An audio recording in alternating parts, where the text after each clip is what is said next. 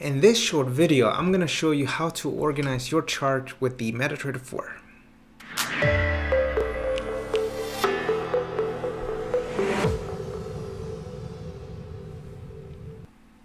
So we know that charting is very important if you are a retail trader using technical analysis.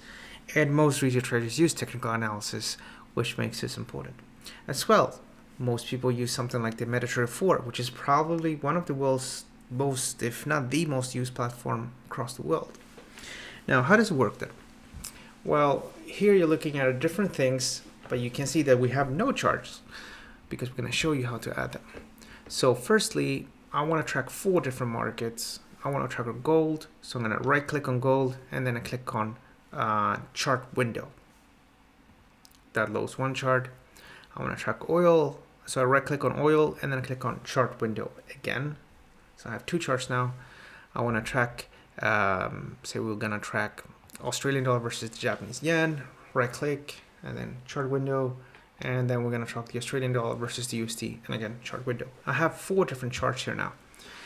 I can just maximize it like that, and I will have different tabs where I can just flip through the different charts. This is excellent. I usually use this setting when it's ready to take a position and I want to see the details. But when I don't want to see the details and I just want to have a good overview of what's happening, you just can click on Windows and then you click on Tile Windows. Then you can see here that we're going to see all 4. There are different combinations as well. You can tie horizontally. Of course, we can't see nothing here now. And you can also do things vertically. There are different combinations here.